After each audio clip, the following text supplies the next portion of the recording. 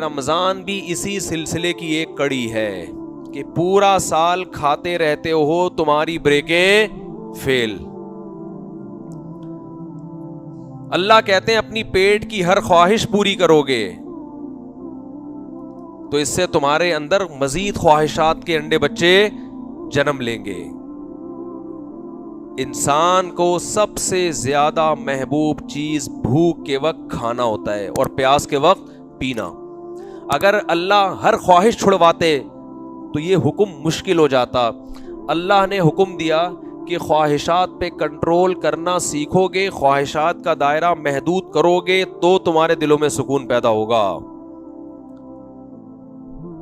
جن لوگوں کی ہر خواہش پوری ہوتی ہے نا, ان میں خواہش کبھی پوری نہ ہو تو برداشت کی قوت رہتی نہیں ہے.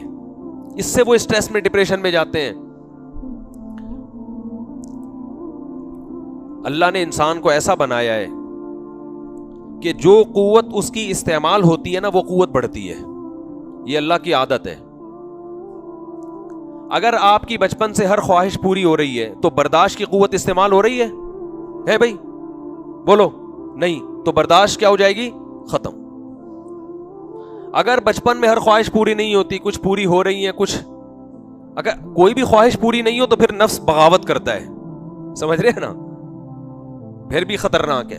پھر انسان معاشرے سے باغی ہو جاتا ہے, وہ بھی خطرناک. تو نہ تمام خواہشات پوری کرنی ہے اور نہ تمام خواہشات کو قربان کرنا ہے. کچھ خواہشات پوری کرنی ہے, کچھ پہ کیا کرنا ہے, بریک لگانا ہے. اب کون سی پوری کرنی ہے, کن خواہشات پہ بریک لگانا ہے, یہ فیصلہ ہم نے خود نہیں کرنا. یہ چارٹ جو ہے نا, اللہ نے ہمیں پہلے سے بنا کے دیا ہوا ہے. یہ اسلام کے پاس آپشن ہے, اسلام کے علاوہ کسی اور کے پاس یہ پیکیج نہیں ہے. وہ ہمیں اللہ نے پہلے سے ایک پیپر پہ لکھ کے دے دیا ہے, یہ پوری کر لو, یہ والی چھوڑ دو. ساری چھوڑو بھی نہیں, بغاوت پیدا ہوگی, یہ نعمتوں سے فائدہ نہیں اٹھا, خودکشیوں کی طرف جاؤ گے. اور ساری پوری بھی نہیں کرنی, اس سے تمہیں خوشیاں نہیں ملیں گی. تمہارا نفس پھول کے کپا ہو جائے گا, اس میں اتنا کولیسٹرول پیدا ہوگا کہ یہ ڈپریشن سے مر جائے گا. یہ تو اس لیے اللہ نے حکم دیا, میں تمہیں ایک پیکج دے رہا ہوں, یہ والی پوری کر لو, یہ والی چھوڑ دو. تو بیلنس رہتا ہے انسان. جب آپ اپنی خواہشات کو لگام دیتے ہیں, روکتے ہیں, آپ میں برداشت کی قوت پیدا ہوتی ہے. ہوتے ہوتے ہوتے ہوتے وہ قوت اتنی اسٹرانگ ہو جاتی ہے کہ کسی وقت آپ کی کوئی بڑی خواہش بھی اگر پوری نہ ہو تو آپ پہلے سے اس غم کو برداشت کرنے کے لیے تیار ہوتے ہیں. ورنہ انسان ایسا بن جاتا ہے کہ اس میں برداشت کی صلاحیت ہی ختم ہو جاتی ہے. اور ایک وقت انسان کی زندگی میں برداشت کرتے کرتے ایسا آتا ہے, اتنا پاورفل ہوتا ہے کہ وہ غم پروف بن جاتا ہے. جیسے یعقوب علیہ السلام, ساری زندگی غموں میں گزری مگر ایک حرف بھی اللہ کا زبان سے شکایت کا نہیں آیا. اللہ کے بارے میں ایک حرف بھی نہیں آیا.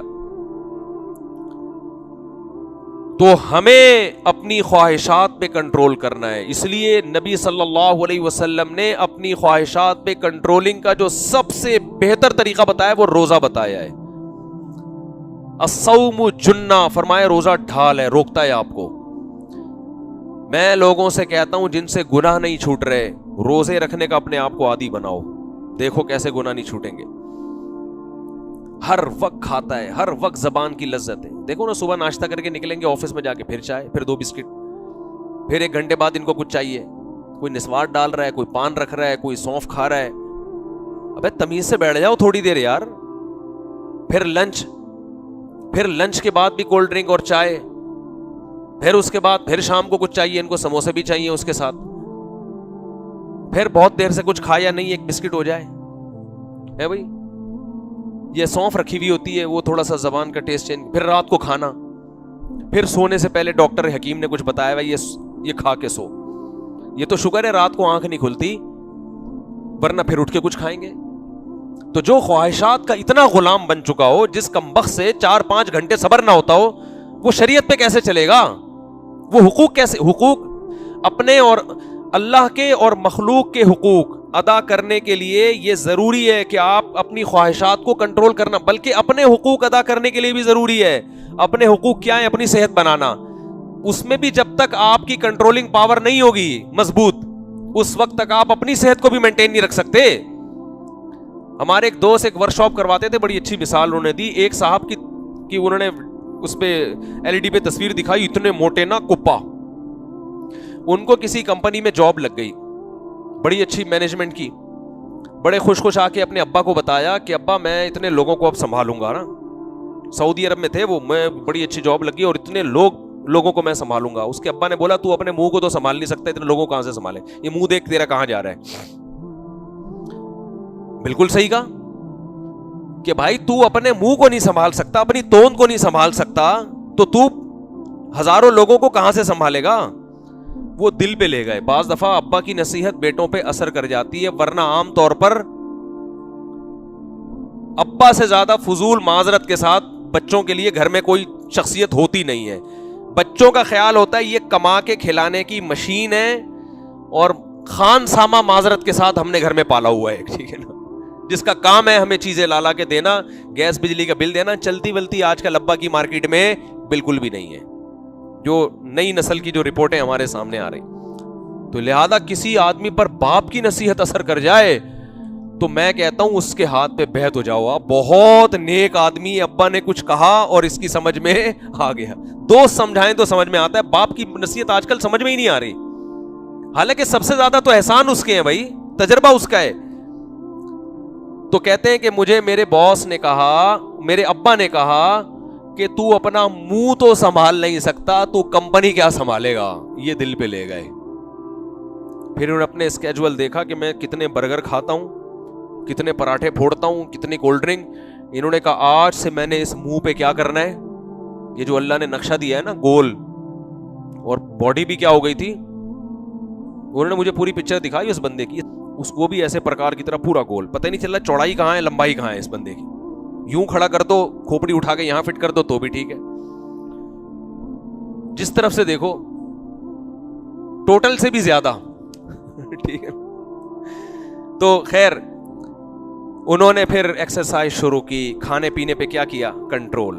پراٹھے مراٹھے چھوڑ دی, کنٹرول کیا کھانے پہ, اور اللہ کی قدرت کے 1 سال کے اندر آدھے سے زیادہ مارکیٹ سے وہ شارٹ ہو گئے. لوگ کہہ رہے ہیں باقی کہاں ہیں, لیکن اس کا فائدہ یہ ہوا, ڈاکٹروں نے کہا کہ 10 سال شوگر کو آپ نے آگے دھکیل دیا ہے, آپ کو شوگر ہونے والی تھی, چشمہ اتر گیا, اتنے موٹے چشمے لگے ہوئے تھے, چشمہ اتر گیا, صحت خاندانی ہو گئی. تو اپنے حقوق ادا کرنے کے لیے بھی انسان کو اپنے نفس پہ کنٹرول کرنا پڑتا ہے. تو اللہ کے حقوق اور مخلوق کے حقوق کہاں سے ادا ہوں گے, سب سے زیادہ تو اپنا خیر خواہ ہوتا ہے. تو اس لیے اللہ نے ہمیں رمضان دیا کہ بہت کھا لیا, بہت پھوڑ لیا, صبح چائے, پھر وہاں جا کے گٹکا, پھر وہاں جا کے سگریٹ, پھر وہاں جا کے چائے میں ڈبو کے کھا رہا ہے, پھر سموسے وہاں سے پھانک لیے, پھر شام کو ایک پھکی لے کے بیٹھا ہوا ہے نا ہضم کرنے کے لیے. رائزک کے مریض میں نے دیکھے ہیں, ہر کھانے سے پہلے رائزک کھا رہے ہیں. تو اب تو یہ دوائیں ایسی ہو گئی ہیں ہمارے کھانے کا جز بن جائیں گی تھوڑے دنوں میں. یہ جو ہے نا, یہ جو ہاضمے کی دوائیں ہیں, تھوڑے دنوں میں آپ دیکھیں گے کہ یہ بھینس بھی یہی دینا شروع کر دے گی, مجھے لگ رہا ہے.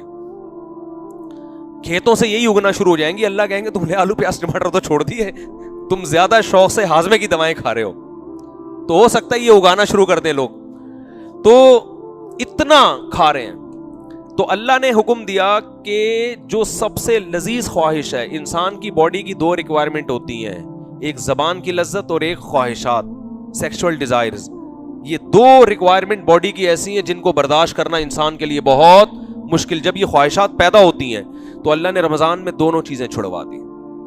نہ روزے کی حالت میں زوجہ سے ہم بستری کر سکتے ہو, اور نہ روزے کی حالت میں پانی پی سکتے ہو, نہ کھا سکتے ہو, نہ گٹکا, نہ سگریٹ, نہ پان. اور یہ 2-4 دن کی بات نہیں ہے, پورا مہینہ تم نے اس اسکیجول میں گزارنا ہے. تو اس کا بڑا مقصد کیا ہے, اپنی خواہشات کو کنٹرول کرنا سیکھو. لیکن ہم اتنے ڈھیٹ ہیں, ہم کہتے ہیں اللہ تو نے سحری سے لے کے افطاری تک چھڑوا دیا, افطاری کا ٹائم آنے دے, بس تو آنے دے, آن دے خالی, ایسے آستی نے چڑھا, آن دے خالی. اور جو پورا مہینہ روزہ رکھوایا, چاند نظر آنے دے.